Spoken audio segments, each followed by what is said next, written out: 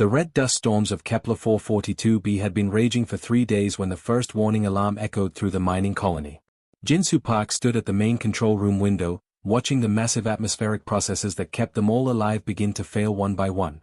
The machines that turned the poisonous air into something humans could breathe were shutting down, and there was nothing anyone could do to stop it. Administrator Park called out Hai-Jin Kim from her engineering station. Her hands moved quickly across the control panels, but her face showed the truth they all knew. Primary life support is gone. The backup systems are failing too. We have maybe 6 hours before the air becomes toxic. Jinsu felt his heart sink. Below them, in the underground shelters, 847 people waited. Miners and their families, engineers, doctors, teachers, children who had never seen any world except this harsh desert planet. They were all counting on him to save them, but the nearest human rescue ships were 3 full days away. Even if they left immediately and pushed their engines beyond safe limits, they would arrive too late. The colony had been built in this remote corner of space because the rare minerals here were worth the risk. Now that risk was about to cost them everything. Jinsu looked at the communication panel and began composing what he knew would be their final message to Earth. He wanted to tell their families that they had tried their best, that they were thinking of home as the end came. That was when the miracle happened. The Zephyrian trade ship Stellar Wind was passing through the system when they picked up the human distress signal. Captain Veltar was an experienced trader who had spent decades moving cargo between the stars. Her people, the Zephyrians, looked like giant insects with crystalline eyes and clicking mandibles, but they were known throughout the galaxy as honest merchants who minded their own business. Veltar studied the desperate message from the human colony on her ship's main screen. Her crew gathered around her, all of them understanding what this meant. If they stopped to help, they would lose days of travel time and thousands of credits in delayed deliveries. Their cargo holds were full of expensive goods that buyers were waiting for on distant worlds. "Captain," said her first officer Quindal, his voice nervous. "We could maybe fit 200 humans in our cargo holds if we cleared some space. But the insurance costs, the delays, the contracts we would break." The Zephyrian way was simple. You made deals, you honored them, you made profit, and you moved on. Getting involved in other species' problems was bad for business. Veltar had built her reputation on being reliable and practical. She had never done anything this foolish in her entire career. "Dump the cargo," she said suddenly, surprising herself with the words. "All of it. Every container, every crate. I want those holds configured for maximum life support in 2 hours." Her crew stared at her in shock. Quindal's mandibles clicked rapidly, a sign of extreme distress among Zephyrians. "Captain, that cargo is worth more than our ship. We will be ruined. The company will." "Do it," Veltar commanded. "Send a message to the human colony. Tell them help is coming." What followed was the most dangerous 18 hours of any Zephyrian crew's life. The sandstorms on Kepler 442b were so violent that they could strip the hull plating off a ship. The toxic atmosphere would kill any being in minutes without proper protection. But shuttle after shuttle dove through the swirling red clouds, carrying frightened humans from the dying colony to the safety of the Stellar Wind star. Jinsu Park was on the last shuttle to leave. He watched through the small window as Kepler 442b fell away below them. The atmospheric processes had finally given up completely, and the planet was returning to the poisonous wasteland it had been before humans arrived. If the Zephyrians had been just 1 hour later, everyone would have died. The Stellar Wind was packed far beyond safe capacity. Humans filled every corridor, every spare room, every space that could support life. Children cried in their parents' arms while adults tried to process what had happened to them. They had lost everything they owned, but they were alive. Jinsu found Captain Veltar alone in her private quarters, staring at a display showing the massive financial losses her rescue had caused. The dumped cargo, the broken contracts, the delays, the extra fuel and supplies needed to keep so many humans alive during the journey to the nearest human world. By any measure, her career was over. "Captain," Jinsu said quietly as he entered her quarters. "I need to ask you something. Why did you do this? Your people barely know us. We had no agreements, no treaties, no trade relationships. You had every reason to ignore our signal and continue on your way. Why did you risk everything to save us?" Veltar turned her crystalline eyes toward him. For a long moment, she was silent. Then her mandibles clicked in what Jinsu would later learn was the Zephyrian equivalent of a sad smile. "I do not know," she admitted. "Perhaps it was foolishness. Perhaps it was something else. Your people were dying, and we had the power to save them. Sometimes the galaxy demands compassion over profit. Jinsu knelt down before the alien captain who had saved his people. Captain Veltar, I swear to you on everything I hold sacred that humanity will remember what you have done today. We will find a way to repay this debt. Someday, somehow, we will return this favor. Veltar's mandibles clicked again, this time in what might have been amusement. Administrator Park, your people owe us nothing. What we did today, we did freely. Neither of them could have known that those words would change the course of galactic history forever. 5 years had passed since the rescue at Kepler 442b, and the galaxy was no longer the peaceful place it had once been. Admiral Veltar stood on the command bridge of the Zephyrian flagship Crystal Dawn watching in horror as her homeworld burned. The same captain who had once saved 847 humans was now helpless to save her own people. The enemy ships were like black daggers against the stars. The hegemony of Korth had appeared from the dark edges of the galaxy 2 years ago, and they had been conquering everything in their path ever since. Their obsidian warships were covered in sharp angles and cruel spikes, as if they had been designed by nightmares. They showed no mercy to anyone who stood in their way. Admiral, called out communications officer's intel from her station, her voice shaking with fear. The third defense fleet is gone. All ships destroyed. The Korthians are heading straight for the inner colonies now. Veltar watched another of her orbital defense platforms explode in a brilliant flash of light. Each explosion meant hundreds of Zephyrian lives lost. Her people had built their civilization on trade and exploration, not war. They were merchants and philosophers, scientists and artists. The few warships they possessed were meant to fight pirates and smugglers, not an entire military empire bent on conquest. The Korthian ships moved with deadly purpose, their weapons cutting through Zephyrian defenses like they were made of paper. Veltar had studied their tactics for months, trying to find some weakness she could exploit. But the truth was simple and terrible: the Korthians were better at war than the Zephyrians were at anything. Send a message to all remaining ships, Veltar ordered, though she knew it was probably hopeless. Fall back to defensive positions around the homeworld. We make our stand here. Far away, in the great halls of the Galactic Council, Ambassador Corvain made one last desperate attempt to save his people. The council chamber was filled with representatives from 100 different worlds, all sitting in their floating chairs, all listening with polite attention as he begged for their help. Honored delegates, Corvain said, his voice carrying across the vast room. The hegemony of Korth has already conquered 17 systems. They have enslaved entire populations. They show no interest in negotiation or compromise. If they are not stopped, they will eventually come for all of us. The delegates murmured among themselves. Many of them nodded sympathetically. A few even looked genuinely concerned. But when the vote came, the result was the same as always: strict neutrality. No one wanted to risk making the Korthians angry. No one wanted to be the next target. As the council session ended and the delegates filed out to return to their safe worlds, Corvain sent a coded message back to his homeworld. The message was short and bitter: we stand alone.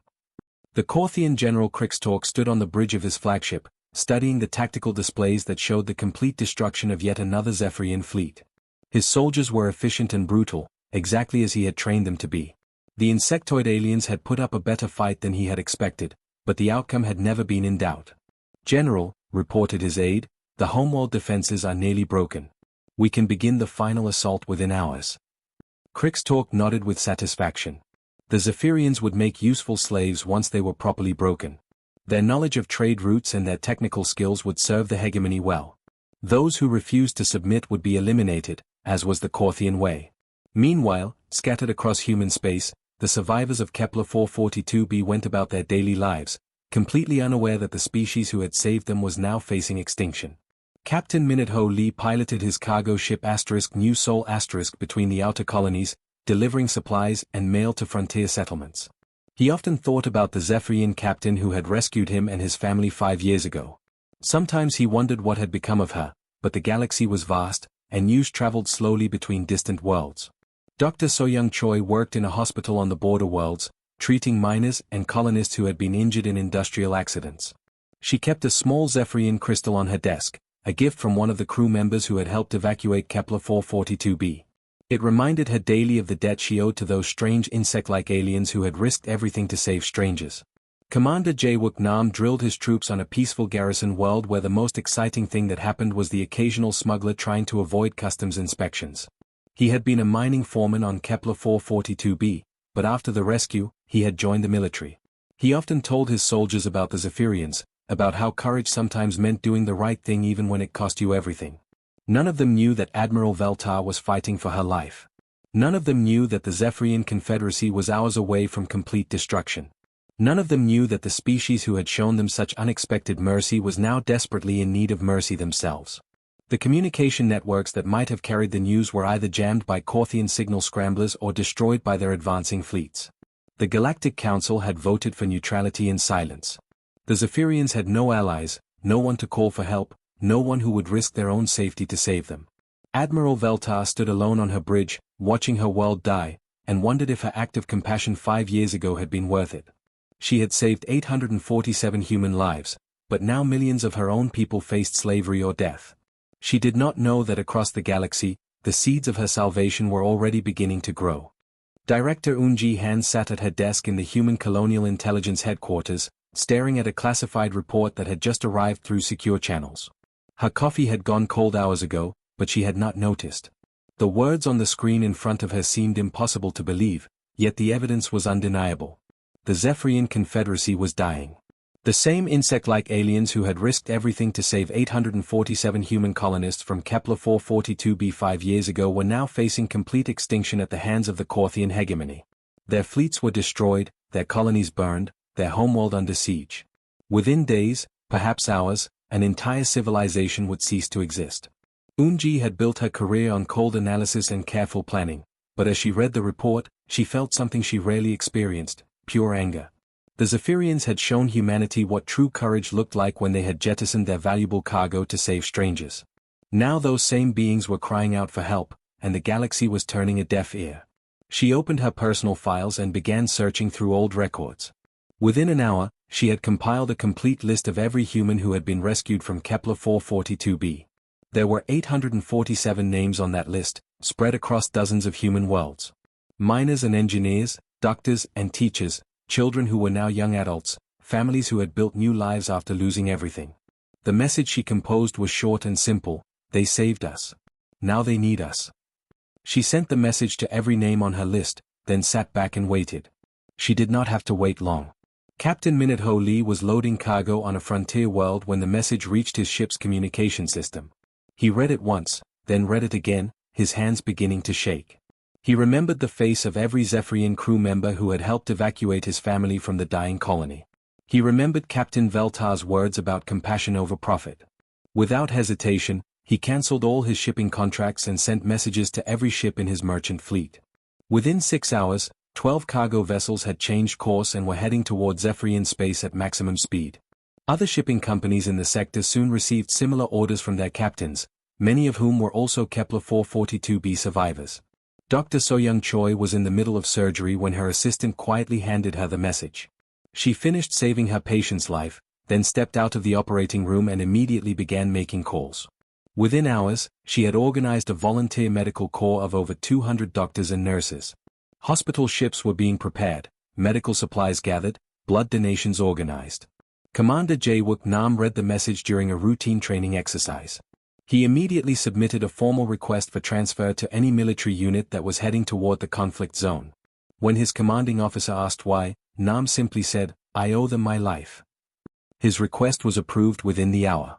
Admiral Dong-hyun Yo of the Human Defense Fleet had been planning a quiet evening at home when the first wave of transfer requests began flooding his communication system. Veteran officers who had spent decades on peaceful patrol duties were suddenly volunteering for combat assignments. Reserve units were activating themselves without official orders. Corporate security fleets were reporting navigation errors that somehow placed them near Zephyrian territory. "Sir," reported his aide Lieutenant Kyung-soo Bae, his voice filled with amazement, "we are receiving mobilization requests from every sector of human space. Colonial governors are offering their entire defense fleets. Civilian groups are forming volunteer militias. Even retired military personnel are requesting reactivation." Admiral Yo studied the tactical display on his office wall. Hundreds of ships were converging from across known space, all heading in the same direction. This was not a military operation planned in conference rooms and approved by committees. This was something far more powerful, a spontaneous uprising of gratitude. The Human Colonial Parliament was thrown into emergency session as reports came in of the massive unauthorized mobilization. Speaker Eugene Seo faced a situation that had no precedent in human history. Thousands of citizens were preparing for war without government permission, yet public support for their actions was overwhelming. "We face an unprecedented situation," she announced to the packed chamber. "Our citizens are mobilizing for military action without official authorization. Under normal circumstances, this would be considered mutiny or treason. However, these are not normal circumstances." The debate that followed was intense but brief. Some politicians argued for restraint, warning about the diplomatic consequences of military action. Others spoke passionately about honor and the debt humanity owed to the Zephyrians. In the end, the vote was nearly unanimous.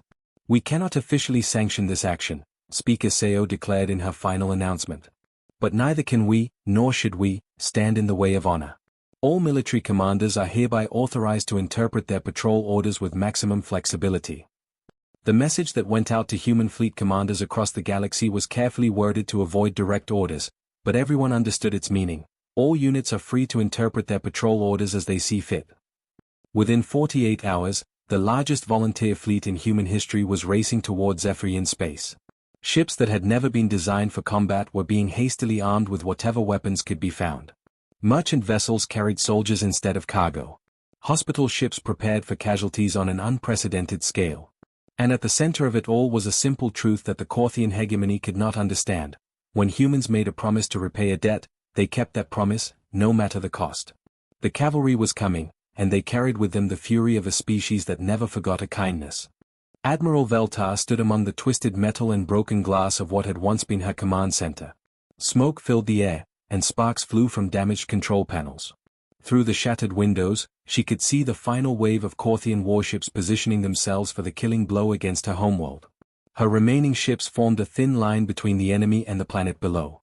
There were only 12 vessels left from what had once been the pride of the Zephyrian fleet. Against the massive Corthian armada, they were like insects facing a storm. Veltar knew they could delay the inevitable by perhaps 2 hours, maybe 3 if they fought with desperate courage. She closed her crystalline eyes and thought of the human colonists she had saved 5 years ago. At least that one act of compassion had meant something. At least 847 beings would live on even after her entire species was gone. That was when the stars began to change. At first, it was just a shimmer in space, like heat waves rising from hot pavement. Then the shimmer became flashes of light. Then the flashes became something impossible, ships. Hundreds and hundreds of ships, appearing from hyperspace jumps across 17 different star systems all at once. General Krixtalk of the Corthian hegemony stood on the bridge of his flagship, staring at his tactical display in complete disbelief. The screen showed wave after wave of vessels materializing from the void. Military destroyers and cruisers, yes, but also converted cargo ships with weapons welded to their hulls. Corporate security vessels that should have been protecting mining operations. Even civilian craft that had been hastily armed with whatever weapons their crews could find. All of them bore the same identification codes, human colonial forces. What are these mammals doing here? Krixtalk snarled at his tactical officer, his voice filled with rage and confusion. This conflict has nothing to do with them. We have no quarrel with the humans. The answer came as a transmission broadcast on every communication frequency in the system. The voice belonged to Admiral Ji-hoon Park, commanding the combined human volunteer fleet. He was the son of Jinsu Park, the administrator who had been saved from Kepler 442b 5 years ago. General Krixtalk, the human admiral's voice was calm but deadly serious. You are wrong. This conflict concerns us now. What happened next was unlike anything the galaxy had ever witnessed in 10,000 years of recorded history. The humans did not just fight. They swarmed. Their warships engaged the Corthian fleet in brutal space battles, firing every weapon they had while their smaller vessels darted between the larger ships like angry wasps. But at the same time, human engineering ships moved toward the damaged Zephyrian space stations, beginning repairs even while the battle raged around them. Hospital ships with red crosses painted on their hulls pushed through the combat zone to evacuate wounded Zephyrian civilians. Supply convoys brought not just weapons and ammunition, but food, medical supplies, and construction materials. Captain Subin O commanded a squadron of cargo haulers that had been converted into makeshift warships. When her lead ship's weapons were destroyed by Corthian fire, she did not retreat. Instead, she ordered her crew to abandon ship, then rammed the massive vessel directly into the bridge of a Corthian battle cruiser. The explosion lit up space like a second sun. Colonel Tyminate Lim led his marine boarding parties onto a Korthian command vessel where captured Zephyrian civilians were being held as slaves. His soldiers fought deck by deck through the enemy ship, using nothing but small arms and combat knives against heavily armed Korthian warriors.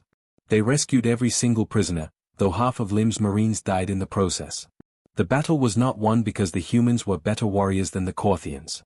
In fact, ship for ship, the Korthian vessels were probably superior. The tide turned because the humans fought with something that the Korthian military machine could not understand or counter: absolute commitment to repaying a debt.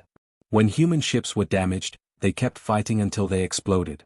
When human soldiers were outnumbered, they charged anyway. When human pilots ran out of ammunition, they used their ships as weapons. They fought like beings who had nothing left to lose, but everything to give. General Krigstork watched his carefully planned conquest crumble into chaos. His ships were being destroyed or driven back on every front. His ground forces were being evacuated from planets they had already conquered. His supply lines were cut. His communications were being jammed by human electronic warfare vessels. In desperation, he sent a final transmission to the human fleet: "Why do you sacrifice yourselves for these insect traders? What do you gain from this madness? We offer you nothing but death." Admiral Park's response was broadcast across the entire battlefield, heard by every Korthian, Zephyrian, and human in the system. His words would be remembered and repeated throughout the galaxy for generations to come. "They saved our people when they had no reason to help us. They risked everything for strangers. Honor is not about what you gain, General. Honor is about what you are willing to lose for what is right." Within 6 hours, the Korthian fleet was in full retreat. Within 12 hours, they had abandoned every conquered Zephyrian world. Within a day, the hegemony of Korth had sued for peace and agreed to pay massive reparations to the Zephyrian Confederacy. The humans had not just repaid their debt. They had repaid it with interest that compounded across the stars. 6 months had passed since the last Korthian warship had fled from Zephyrian space with its hull scarred and its crew broken. The war was over, but its effects were still changing the galaxy in ways no one had expected. Ambassador HY Kang stood in the morning sunlight on the Zephyrian homeworld, looking up at the memorial of gratitude that had been built in the center of the capital city. The monument was made of pure crystal that caught the light and threw rainbows across the plaza. Carved into its surface were thousands of names, every human and Zephyrian who had died during the conflict. Beside her stood Admiral Veltar, the same insect-like alien who had risked everything to save human colonists 5 years ago. Her crystalline eyes reflected the memorial as she spoke in her clicking voice.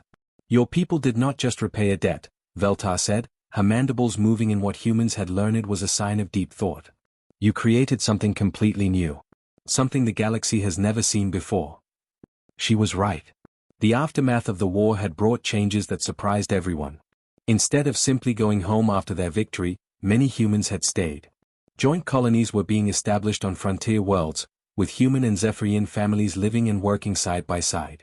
Trade agreements had grown into cultural exchanges.